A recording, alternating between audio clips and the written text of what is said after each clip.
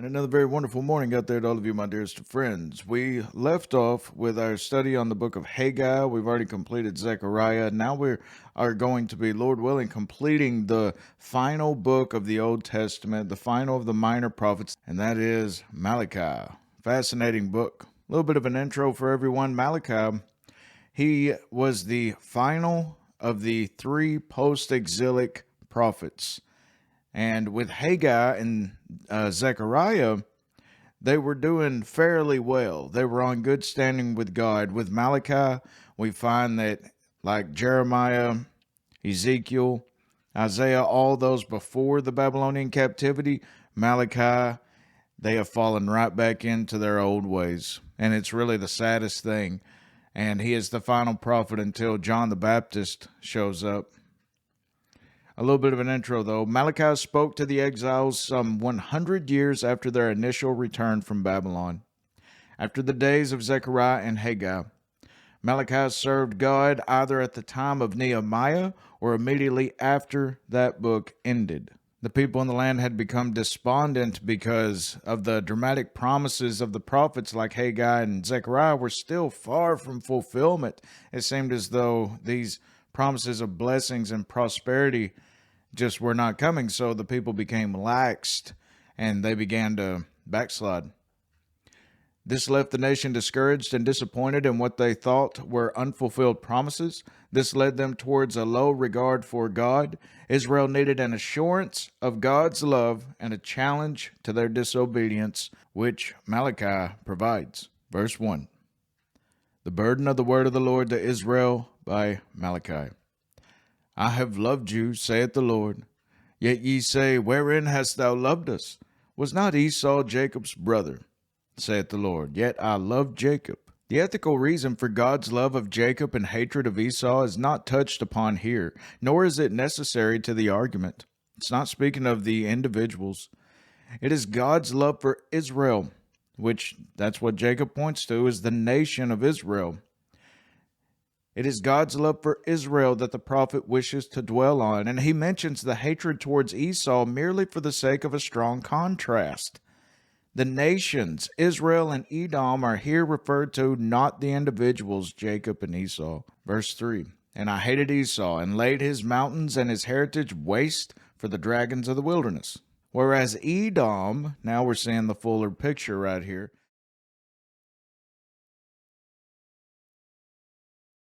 Edom, the nation, saith, We are impoverished, but we will return and build the desolate places. Thus saith the Lord of hosts, They shall build, but I will throw down, and they shall call them the border of wickedness, and the people against whom the Lord hath indignation forever. And your eyes shall see, and ye shall say, The Lord will be magnified from the border of Israel. A son honoreth his father, and a servant his master. Now there's a point being made right here. A son honoreth his father, and a servant his master. If then I be a father, where is mine honor? And if I be a master, where is my fear? Like a servant to his master. Saith the Lord of hosts, Unto you, O priest, that despise my name.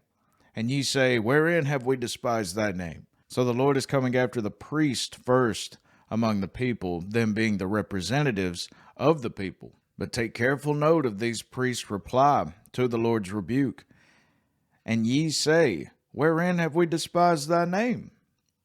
This is just like the Pharisees of Christ's time whenever they were doing all the outward ceremonies, and they always did. They kept the outward ceremonies, but it was all ritual, all ritual. Ye offer polluted bread upon mine altar, and ye say, Wherein have we polluted thee?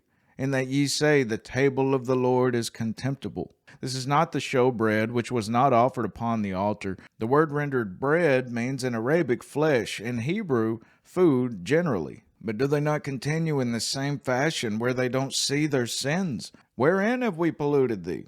But in their heart they said, The table of the Lord is contemptible. And that's what God is bringing out. He says, you really don't like doing any of this. They said this probably not in words, but in deeds, or if in words, in plausible words, as if saying, God doth not require the ornamenting of the altar, but the devotion of the offerers. Now, this is very important and can get very, very complex, because they said, well, the Lord looks upon the heart. so I don't need to give my best. So they become lax outwardly because they're twisting the scripture in their heart. And so many believers do this. I have met true, genuine Christians in whom do this. And they wonder why they live such chaotic lives. And then it's as if they said, what good is it if we offer the best? Be what we offer, what it may, it is all to be consumed by fire, where it's going to burn up anyway. The pretext at once of avarice and gluttony. And so they kept the best for themselves. They were poor. Most of them were poor on their return from the captivity. Verse 8, and if ye offer the blind for sacrifice, is it not evil? And if ye offer the lame and sick, is it not evil? Offer it now unto thy governor. Will he be pleased with thee, or accept thy person, saith the Lord of hosts? And now I pray you, beseech God that he will be gracious unto us. This hath been by your means. Will he regard your persons, saith the Lord of hosts? Who is there even among you that would shut the doors for naught? Talking about being paid, meaning that they wouldn't do anything unless they were paid. Neither do ye kindle fire on mine altar for naught. I have no pleasure in you, saith the Lord of hosts, neither will I accept an offering at your hand. For from the rising of the sun even unto the going down of the same, my name shall be great among the Gentiles. Notice this sudden shift. The Lord is saying, that's it. I go out among the Gentiles now. And we see this and this turning from them. But a blessed promise is also involved in this. And in every place incense shall be offered unto my name, meaning prayers, which this is of pointing towards the gospel times. And a pure offering, for my name shall be great among the heathen, saith the Lord of hosts. And really quick, I'd like to just quote what Joseph Benson had written about this, and how these rituals in which the Jews would partake in at that time, about how it was a showing of a spiritual thing in which the church exhibits fully now. In essence, prayers and praises shall be presented before me as incense, for here the prophet describes the Christian sacrifice of praise and thanksgiving by the outward rites of the Jewish worship. But ye have profaned it, in that ye say, the table of the Lord is polluted, and the fruit thereof, even his meat, is contemptible. Ye said also, behold, what a weariness it is, and ye have snuffed at it, saith the Lord of hosts. And ye brought that which was torn, and the lame, and the sick, thus ye brought an offering. Should I accept this of your hand, saith the Lord? But cursed be the deceiver, which hath in his flock a male, and voweth and sacrificeth unto the Lord a corrupt thing. For I am a great king, saith the Lord of hosts, and my name is dreadful among the heathen.